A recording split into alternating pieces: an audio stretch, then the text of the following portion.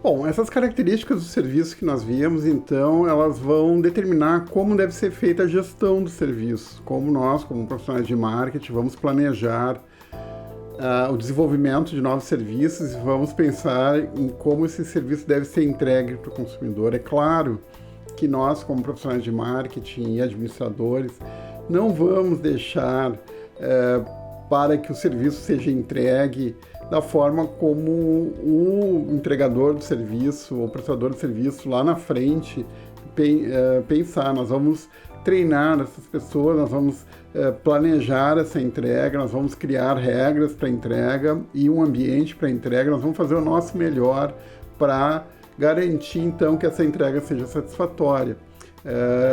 Isso vai exigir, então, o nosso esforço e nós vamos ter que levar em conta algumas dessas características do serviço para, então, desenhar essa entrega, como é que vai acontecer essa entrega do serviço. Então, resumindo o que a gente viu das características, a gente tem que se dar conta que os serviços não podem ser estocados ou inventariados, eles são dependentes do tempo, eles são dependentes do lugar da entrega, eles sempre envolvem os consumidores na sua entrega, eles dependem das pessoas também, enquanto das pessoas que vão fazer a entrega dos nossos funcionários, né? E dessa forma, as pessoas da nossa empresa, que nós treinamos para fazer a entrega, elas vão ser entendidas como sendo o produto, né, que a nossa empresa está entregando. E isso vai exigir, então, um treinamento, vai exigir a criação de regras e rotinas de atuação que sejam compatíveis com o resultado que nós queremos chegar lá em termos de satisfação e fidelização do cliente, que é o nosso último objetivo, né?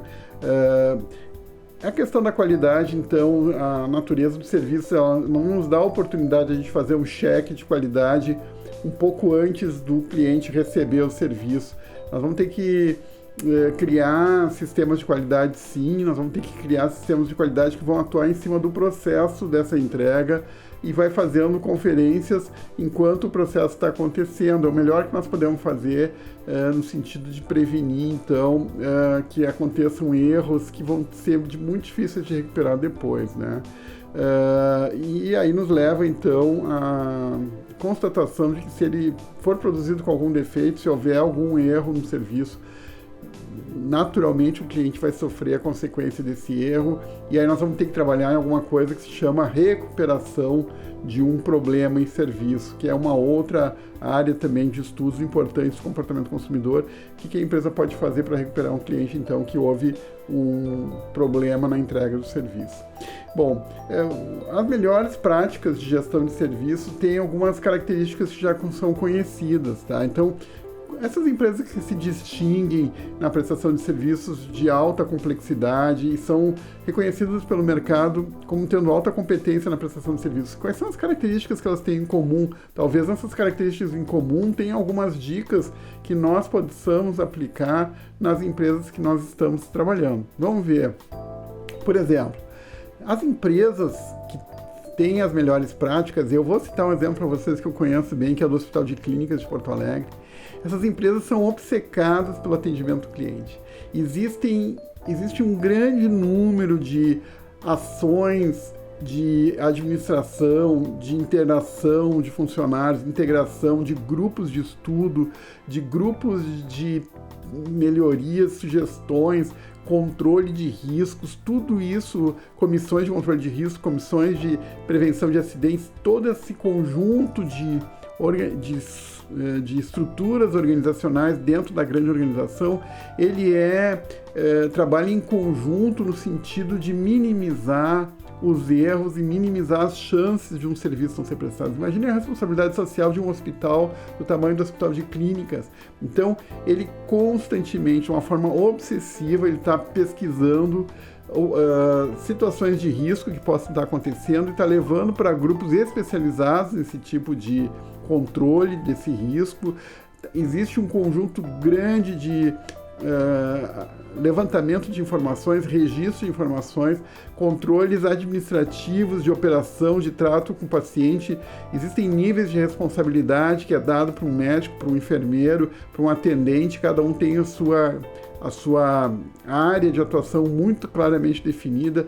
Se gasta muitas horas em termos de treinamento para que todo mundo saiba o que deve ser feito, e se pesquisa muito para encontrar soluções para os eventuais erros que estão acontecendo. São registradas não conformidades, grupos de qualidade são criados para discutir essas não conformidades, e são criadas mudanças nas rotinas que já estão estabelecidas para que nunca mais se repita, então, essas não conformidades, essas questões que aconteceram que geraram problemas para a operação do hospital.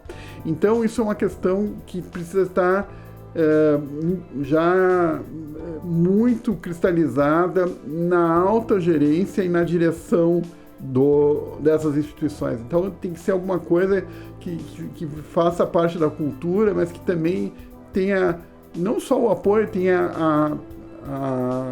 é dado o espaço e dado a importância que começa pelo presidente, pelo diretor principal, diretor de operações, toda a diretoria, a presidência, o conselho deliberativo, dependendo da constituição da organização, tem que enfatizar a questão da qualidade de serviço. Isso tem que ser uma obsessão da organização, no sentido de que tem que estar constantemente sendo trazido a responsabilidade, tem que estar sendo discutido, tem que estar sendo pensada soluções para os eventuais problemas. Então, isso tem que ter, vamos dizer assim, um engajamento de todos os níveis hierárquicos, mas tem que começar pelos órgãos máximos de gestão, pelo conselho administrativo ou o conselho deliberativo, seja lá como se chamar. O CEO, lá, o presidente ou o diretor-presidente tem que ter um comprometimento pessoal com a questão do serviço, da qualidade do serviço, da segurança do serviço, no caso do hospital, e isso tem que ir sendo passado para os níveis inferiores, os diretores, os demais diretores ou os médicos, o corpo de enfermeiros, o corpo de outros servidores, todos eles têm que ter esses valores impregnados no seu dia a dia, nas suas tarefas, nos seus afazeres. As coisas mais simples, às vezes, podem dar margem para problemas graves. Pode ser que, por exemplo, num banho, uma coisa simples, um paciente lá no hospitalizado que esteja tomando banho, escorregue e caia e se machuque. Isso é uma preocupação grande dos profissionais, então tem que ser criados mecanismos para evitar esse tipo de acidente também.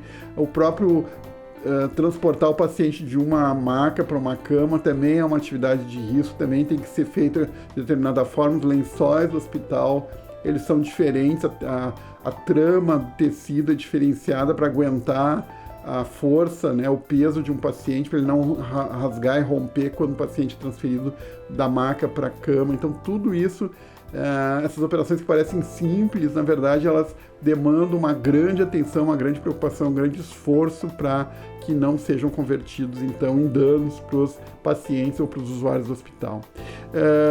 A questão do atendimento de padrões de qualidade. Então, o hospital de clínicas, ele é respeitado no mundo inteiro pelos padrões de qualidade que ele se impõe. Não é simplesmente atender os padrões de qualidade que o Estado impõe pela legislação ou que o Poder Legislativo impõe, não. Essas organizações, elas se impõem, autoimpõem níveis de exigência em termos de resposta, né, de atuação muito maiores do que a legislação prevê. E são organizações que podem vir a se distinguir internacionalmente, que é exatamente o caso do Hospital de Clínicas, que é reconhecido pela obsessiva preocupação com o atendimento dos pacientes e com a melhoria da qualidade desse atendimento. Eles também têm focos em clientes mais lucrativos. Aqui o exemplo do Hospital de Clínicas já não serve, mas normalmente as organizações que têm essa natureza mais ativa em relação à qualidade de serviços, elas procuram focar em clientes lucrativos, porque vão dar margem para ela, né? Aumentam a receita dela, e essa receita é convertida em investimentos que vão aperfeiçoar mais uma vez, então, qualidade desses serviços, né? Também, invariavelmente, vamos usar sistemas de monitoramento de satisfação. O que é isso? Pesquisa de satisfação. Então, que pode ser aplicada junto aos clientes, dos usuários dos serviços, para poder monitorar como é que está esse nível de satisfação, qual é a percepção que o usuário ou o cliente do serviço está tendo a respeito da entrega e identificar pontos de melhoria ali para poder, então, aperfeiçoar mais ainda essas entregas. E também essas instituições têm como característica comum o fato delas valorizarem as reclamações dos pacientes. Um operador do hospital pode dizer assim, é natural que o cliente, que um paciente no hospital reclame da comida do hospital. Não existe hospital com comida boa. Mas não é bem assim. Quem é responsável por instituições de alto nível, em termos de prestação de serviço, vai sim se preocupar com as manifestações dos seus usuários e vai sim se preocupar com o sabor do alimento. Desde que, claro, esse sabor não seja obtido com o uso de produtos químicos, ou como o próprio sal, talvez, que possa afetar a finalidade primeira do paciente. Mas, na medida do possível, sim, o hospital tem o compromisso também de satisfazer, né, essa demanda do cliente por uma alimentação mais saborosa ou mais prazerosa para ele. Os hospitais trabalham com aspectos muito mais subjetivos que isso. Por exemplo, muitos hospitais, e já existem estudos que comprovam isso, perceberam que o uso de pessoas que têm para entretenimento dentro do hospital, o famoso Dr. Sorriso, né? É um serviço que é oferecido por muitos hospitais, é um serviço voluntário, inclusive tem excelentes exemplos aqui em Porto Alegre desse tipo de serviço, e que mostram que a recuperação do paciente é facilitada, é melhorada, o tempo de internação do hospital é menor, e esse impacto na saúde do paciente é de interesse do hospital, e o hospital vai sim abrir um espaço para esse tipo de complementação na sua responsabilidade principal e vai usar de todos os recursos possíveis para prestar então esse serviço final, assim, em última instância, que seria de recuperação do paciente. Ainda para finalizar essa questão da gestão do serviço, vale lembrar que os serviços eles têm naturezas opostas da venda de bens físicos. Por exemplo, enquanto os serviços trabalham com pessoas, né, os produtos físicos, para ser produzidos, eles precisam de máquinas, então é uma operação industrial. Nos serviços tem um alto contato das pessoas, né? E se a gente pensar no hospital, é uma interação muito próxima fisicamente das pessoas, né? O paciente vai ser manuseado, o paciente vai ser, né, vai precisar de ter esse atendimento muito personalizado, muito próximo, e enquanto que os produtos eles não geram esse tipo de contato físico, né? E também os serviços eles são individualizados, é muito personalizado. E os produtos têm uma natureza muito mais padronizada. A linha de produção ela usa um produto de natureza padronizada e vai ser então um contraste com o serviço que é individualizado. Esses opostos servem para a gente lembrar, então, da importância de a gente introduzir aspectos tangíveis nos serviços puros, como eu já tinha mencionado, e aí, num exemplo do hospital, a gente pode imaginar alguns produtos que podem ser introduzidos aí, e vocês vão também ter esse desafio enquanto gestores de prestadores de serviço, de empresas prestadoras de serviço, que provavelmente vocês vão ter empresas que prestam serviço para acompanharem.